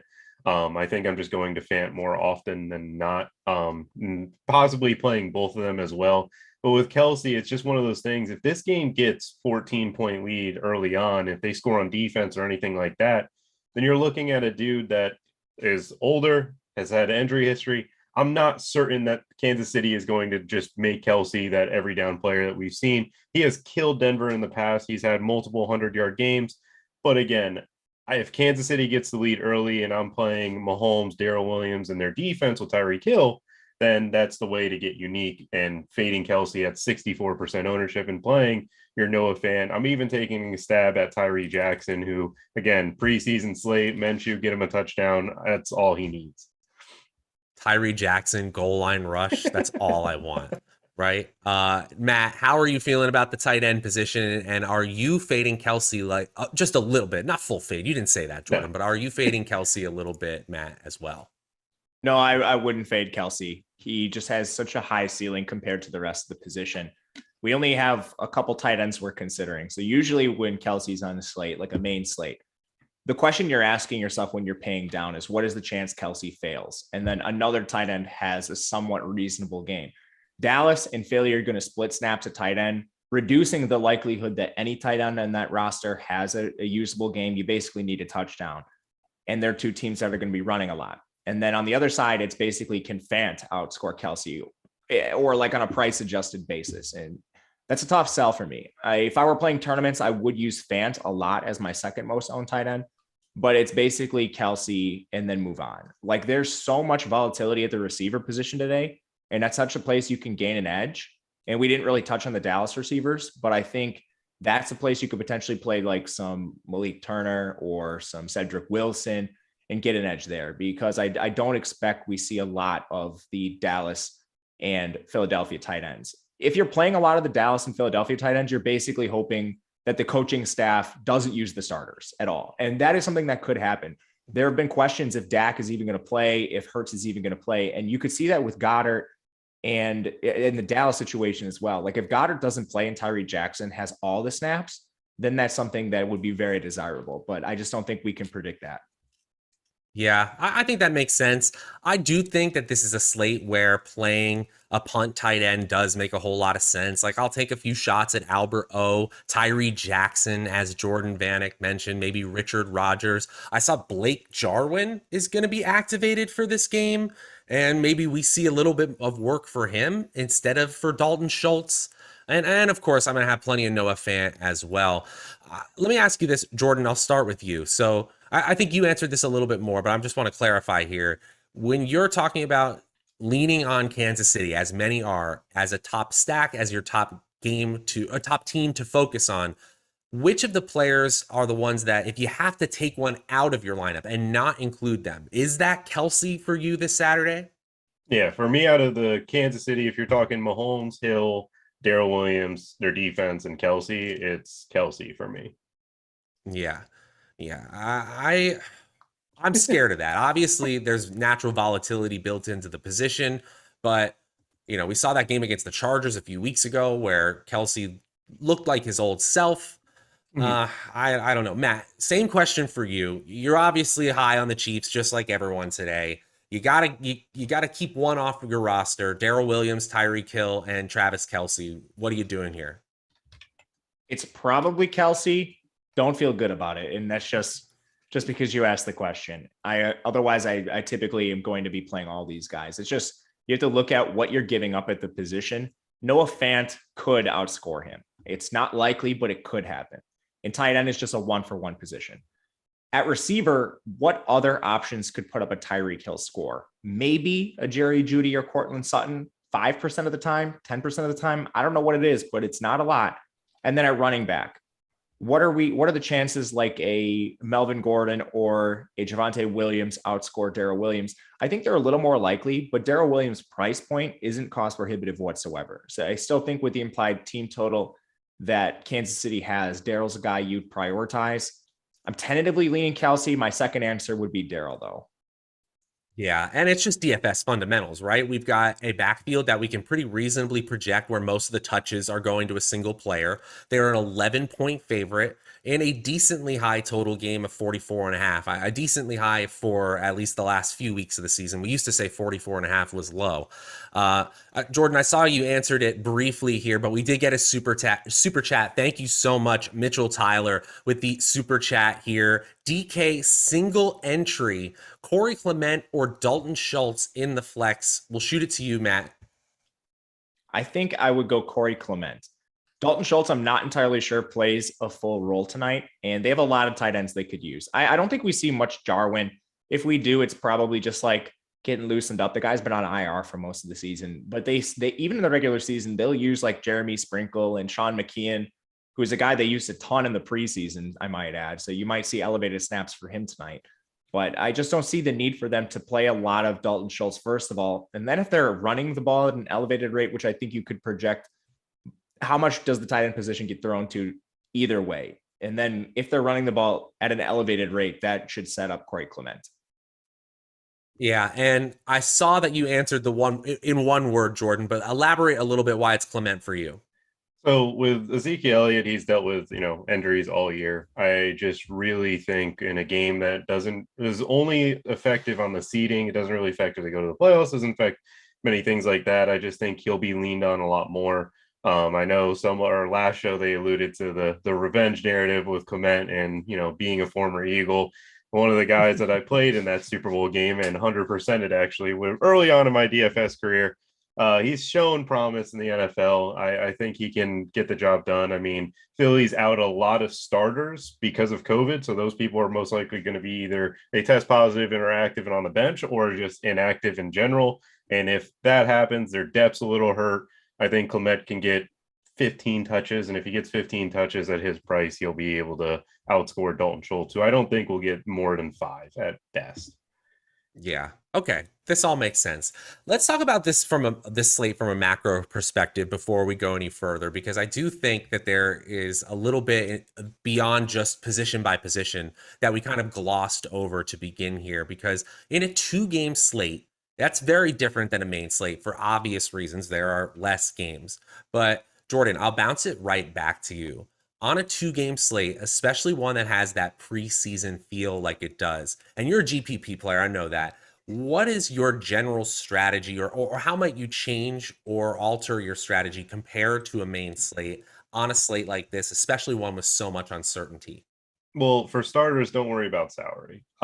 With this being that second game is a complete preseason game in a sense of we don't know starters, blah, blah, blah. We've talked about that in general, but don't worry about the salary too much. I would leave the door open with at least 2 players for that once we get more news as closer it gets, and trust these optimizers that we have and the updated tools, because we're going to update the projections as the news comes in for that showdown slate. And with it, yes, a lot of people are going to be loading up on Kansas City, and that's going to be a heavy stack, and they're rightfully so. Don't be afraid to get a little unique with the Kansas City stack like I have with fading Kelsey and Tyreek Hill, or one of the guys' key pieces that makes you a little bit more unique. A lot of people are going to be doing it, and that's the only way to really find leverage in these large field GPPs. That all makes sense to me. Matt, kind of same question for you. How are you approaching a 2-game slate? What are you doing differently? What are some general strategy tips? Yeah, you have one competitive game, one non-competitive game. So I think there's 2 main ways you could be contrarian. The first one is to play more of the second game, which I think is extremely risky because we have so many unknowns. Or you could play some of the low-owned pass catchers for Kansas City, or maybe Derek Gore in the backfield. So you have Tyreek Hill, you have Travis Kelce. They have a very condensed target share. From there, there's no consistency in the Kansas City receiver room. Last week, you had Demarcus Robinson playing 64% of the snaps. That was right after Byron Pringle had the biggest game of his career, and then he went right back down to 47.5% of the snaps. So there's a lot of volatility with Kansas City. One way I think you can be contrarian is to use Mahomes, Darrell Williams, Tyreek Hill, Travis Kelce, and then add on another pass catcher or 2. 2-game slate, so some of these negative correlations are not going to matter as much. But if Kansas City plays to their team total, which is clearly the highest on the board, and a guy like Mecole Hardman or Byron Pringle scores that touchdown, and you just played like a 5-2, a 5-1 Kansas City stack where Kansas City's the side you have most of the players on, that could be contrarian enough too if you're talking tournaments. You guys are the best, because I have in my little notes here salaries and super stacks, and I feel like that is the exact thing that we would call what you guys just said. We don't care so much about how many of a single team or a single game we play. We throw all those rules out the window, and we throw all the salary rules out the window, as Jordan is talking about. We have less ways to get unique, to vary ourselves compared to the field. So we just need to spread out our possibilities, especially if we're building lineups with an optimizer, as many of us are. Okay, guys, the other thing I want to break down from a macro perspective before we move on here is both these games have the exact same total, 44.5. And obviously the implied totals for each of the teams are very different. We have a huge spread, 11 points for the Kansas City side, and then a 3.5 point game for the Dallas side. Matt, big news just came in. Philly beat reporter tweeted the guys staying on COVID. Dallas Goedert, Jordan Howard, Boston Scott, all staying on COVID. All right. Okay. So we got a lot of news just now. Yeah. So Dallas Goedert off. Did you say Richard Rodgers as well? No. For skill position players that are out tonight, it's Dallas Goedert, Jordan Howard, Boston Scott. The rest are on defense. Okay. I see. All right. So that obviously has to have us. Let's circle back to Kenny Gainwell. How is this affecting your feelings about Kenny Gainwell, or were you kind of expecting this to be announced, Matt? I had no idea. So getting the news now is good. So you have 20 minutes to make decisions before lock. But I think Gainwell is a clear priority over Corey Clement, because there's fewer mouths to feed now. And this should be high run rate. Kenneth Gainwell played receiver at Memphis. When they do throw the ball out of their backfield, I'm not really expecting Minshew to push it downfield. Gainwell should be able to catch some balls. He'll play on third down. And now we should see elevated rushing attempts because you don't have the bangers in the backfield like Jordan Howard and Boston Scott. Was he the reason that Antonio Gibson stayed off the field at Memphis? Is that Gainwell? No, that was before his time. Patrick Taylor was the 2-down banger while Antonio Gibson was there. And then Patrick Taylor was actually the lead back ahead of Gainwell, but then Patrick Taylor broke his foot and missed the rest of the year. Patrick Taylor's like the practice squad running back on the Packers, but he played above Gainwell. I knew I had the right crowd for this. That's why I threw it out there. You guys did not. I'm just like a treasure trove of random college information. Hey, Matt, I feel you on that. I remember discussing a lot of people that Gainwell is actually very talented back, even though he played receiver at Memphis, because they just do that with good running backs. So yeah, the year you're talking about, Matt, Kenneth Gainwell was receiver, and they moved him to running back because their backfield had gotten so injured. So Memphis uses this hybrid back position. Antonio Gibson played it, and Gainwell played it too, but then they moved Gibson to full-time running back because of injuries. That's right. Okay. See, we got the in-depth answer I really needed there. And we've already seen Gainwell pop a couple times this season already. He was being used sort of in the 2-minute drill and a third down roll. And so I'm really excited to see him get a full snap share here. I think we got a couple of super chats here. Let's get to them real quick. Craig L. Robinson or Hartman as part of Hardman, I assume that is, as part of a stack on DK single entry. Going to throw that to you, Jordan Vanek. I would prefer Robinson. The first time that they played, Hardman had 9 snaps against the Denver Broncos. Well, Robinson played about 44. Between the two, it's Robinson clearly for me, just because of the usage from the first time around. And same question for you, Matt G. I'm on the same side as Jordan, and even recent usage has favored DeMarcus. He's not targeted a ton, but he's on the field a lot. So broken plays, situations where Kansas City's throwing, but things get off script. Robinson could benefit from that. Hardman's just not on the field as much, so he doesn't have as many opportunities. And the coaching staff seems to have soured on him a little bit. He's just not playing the role they expected. Yeah, I kind of feel that a little bit. Not that that's pretty narrative based, right, with Mecole Hardman, but it does kind of feel like they were not necessarily using him for a ton of snaps, but every time he was on the field, he was getting a play designed for him, and then he kept kind of messing, not being efficient on those plays, except for breaking a few here and there, and he's kind of fallen out of favor. Matt, it looks like you're getting a little love here from Sean Preston. Sean, thank you for the $5 super chat. Big Tuna, like your down to earth takes. Cheers. I want a grape Four Loko shotgun. Hey, once you shotgun a Four Loko, it never leaves you. It never goes away. That is your legend. Maybe tomorrow, Sean. We'll see. I owe Eric one on stream. I don't know when it's gonna happen, but Eric told me that if we got to 2,000 likes on our Sunday stream, I can't remember what week that I had to do it. And Eric, he hyped up the chat enough to get us there. So I don't know when it's gonna happen, but it'll happen. Let's do it Monday for the Natty Championship.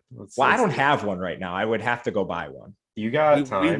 We will make sure that you have one, and once it's available, you let us know. The Natty would be a good night, Jordan. You're right.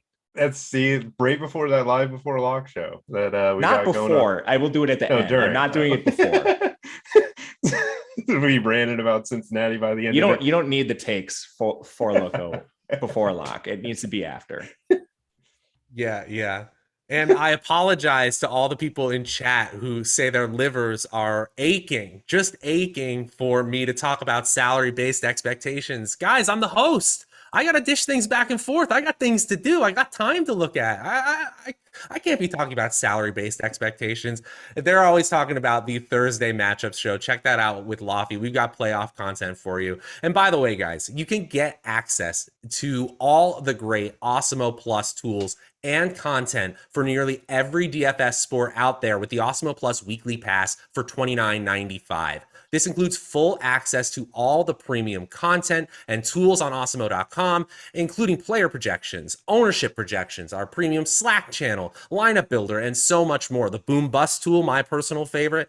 If you're a new user of Awesemo Plus Platinum, then you can take advantage of the promo code we have for this show, which is NFL Live, all one word, all caps. NFL Live for 25% off your first week of Awesemo Plus Platinum. You can find the link to activate the coupon in the description of this video below. Of course, if you're only looking to play NFL DFS, we still got a few weeks here in the season, or the postseason.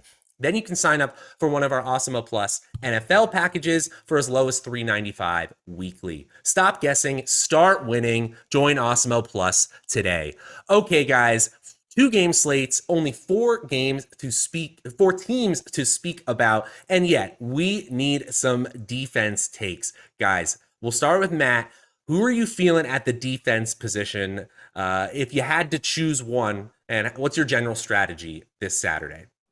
Yeah, it's usually my strategy is to play favorites that are going to be playing from ahead with good pass rushes against teams that have shaky quarterbacks that are going to be throwing from behind. So the team that fits that to a T is Kansas City. They have a pretty good pass rush. Chris Jones has some incentives to play for. I believe he makes 1.5 or 1.25 million with 1 sack tonight.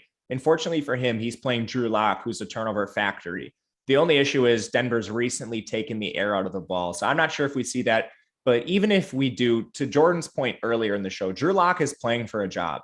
Maybe not a job with Denver, but a job as a backup somewhere in the league. And so far, he has not played up to that standard. So Lock is going to be out there, I think, when he is trying, and when he's tried in the past, it hasn't worked.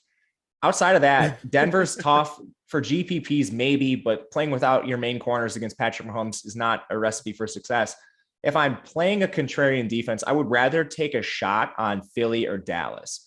We don't know who's going to be playing in those games, but presumably you'll see Minshew. You might see some Cooper Rush. And in preseason, one of the keys for defenses is just play the defense against the worst quarterback. Rush and Minshew are clearly 2 of the worst quarterbacks in the league that are going to be starting games this weekend. So I think either Dallas or Philly could be reasonable. And I don't have a preference between the two. It's just throwing darts. Yeah, I just realized it's like choose your player. Cooper Rush, Gardner Minshew, Drew Lock, and freaking Patrick Mahomes. Like, we have an hour to fill here, but like, this is ridiculous. Like, we're trying to find the smallest needle in the largest haystack in the entire world. I know we're on defenses, but you make a great point. Like, it sounds pretty bad when you're missing all of your cornerbacks and you're playing against Patrick Mahomes. Never say never. It's football. We've seen weirder things happen here. And the Broncos aren't terrible defensively. They're actually second in schedule adjusted fantasy points allowed. So while I've seen stranger things, I haven't seen many stranger things if the Broncos are somehow able to shut down the Kansas City Chiefs. Jordan, I'm going to shoot it over to you. How are you feeling about the defense position? How much Kansas City is too much? And where are you going when you're going elsewhere? Well, obviously, you guys have alluded to Kansas City being the clear-cut best option. For GPPs, I think between Dallas and Philly, I lean Philly just because Dallas, the way they are as a defense is bend but don't break, forcing these turnovers, getting creative with their pass rush, without Micah Parsons, without Trayvon Diggs, and just in a game that Dan Quinn is probably just going to go more vanilla and not bring the pressure against Minshew. I like Philly in this standpoint because Philly's defense is very cover 4, cover 6 heavy. They're very playing back. They're not trying to do too much. And with Cooper Rush, I think Minshew is the better quarterback in that game. And with Minshew, we've seen him throwing a lot short, a lot to tight ends with Philly. I don't think that's going to change much. So out of those two, I think the Philadelphia Eagles are probably my favorite GPP tournament play for the defenses. And they're coming in as the third highest expected ownership on our tools. That makes a lot of sense to me. And Cooper Rush could have a few turnovers here and there tonight. Okay, guys, we are about 10 minutes before lock. We can take some of your questions here. Make sure to get your lineups in. We do have a super chat here from Stephen C. Thanks so much, Stephen C. Thank you all for hanging out with us on a Saturday afternoon. No better time like the present to be hanging out, talking some football. Thanks for being here doing it. Stephen C. asks, how do you feel about starting both Chiefs running backs in a Chiefs stack? I guess he's talking about Gore and Darrell Williams. Also, what is the highest amount of Chiefs you would put in a contrarian lineup? Jordan, we'll start with you. So with the Chiefs, I think the highest amount is probably 5. I basically look like Alex Baker's, $2 or $1 million lineup that he had this weekend where he's playing a running back, 2 pass catcher, or 3 pass catcher. I don't know. He played a lot of people from Seahawks this past weekend. With the Chiefs, I would go with 5, and I would probably be playing more receivers than the running backs. Dual running backs is something that it could work in this game with Derek Gore and Darrell Williams, but I just think Gainwell and Corey Clement are going to outscore Derek Gore in most cases. So I would lean them over him, and I'd rather go the pass catcher route and picking one of Demarcus Robinson, Josh Gordon, those types of players. Matt, same double question for you. Are you starting both Chiefs running backs in any sort of Chiefs stack? And what is the highest amount of Chiefs you would put in a contrarian lineup, he adds? I think you can do that, especially on a 2-game slate where one game's competitive, the other is not. If Kansas City runs up the score on Denver, at some point you're going to see Gore handle a lot of work. And we've seen this in the past, particularly in games where Kansas City has run up the score. And then there was one in particular where Edwards-Helaire got hurt, where Derek Gore played quite a bit. But you need a specific scenario for that to happen. It just so happens that the Chiefs onslaught is the perfect scenario for Derek Gore to get to work. I actually don't know. What is the answer to how many Chiefs you could put in your lineup? Like, what is the limit on the amount of players from one team you're allowed to have? I think it's 5 or 6. I would go 6 if you can play. If you include the defense, I'm comfortable with 6. Yvette says, I wish I could play 7 Kansas City players. It is kind of feeling like that kind of Saturday. Like, just how many Kansas City Chiefs players can I fit before I have to differentiate in any other way? I do want to talk about the game scripts, the game scenarios, maybe some alternative game scripts, because we could see things go topsy-turvy in either game here. Both have identical 44.5 point totals. Spreads are a little bit different. If you saw one game going well above its implied total, which one would it be for you, Jordan? I would go with that Denver-Cincy game, or Denver-Kansas City game, sorry. With Drew Lock playing for his job, I think you could see maybe a lapse in coverage here and there, and they find the end zone from a deep ball. and then Mahomes having to just put on a Mahomes performance. Like with Cooper Rush, maybe we get Minshew. I just don't think Dallas and Philly are going to be playing too competitively. And with these backups playing, it's just going to be a preseason type of feel, while the other game at least has a chance to have some points on both sides of the ball. Matt, same question for you, and follow-up question. Does 44.5 feel like too high of a total for Dallas and Philadelphia as we start getting news trickling in about how many absences we have in this game? Yeah, it does seem high. If you put it in the context of like a preseason game, the totals in preseason games are usually mid to high 30s. So if you do think it plays to that, which right now I think the totals bake in some starters playing, and I don't know for how long, but at least maybe like a half a game, I'm not sure. But if we don't see starters, and like right now, some of them are getting ruled out for COVID. And if you're already playing with a limited group, like what is the incentive for Philly to like put out Jalen Hurts behind an offensive line that's missing players, a receiving core that's missing players, one running back that's played snaps this year, at least meaningful snaps? I just don't see why. But again, I'm not the coach of the Philadelphia Eagles, so maybe they do that, but I just don't see it. Yeah, I agree. Speaking of, I don't see why.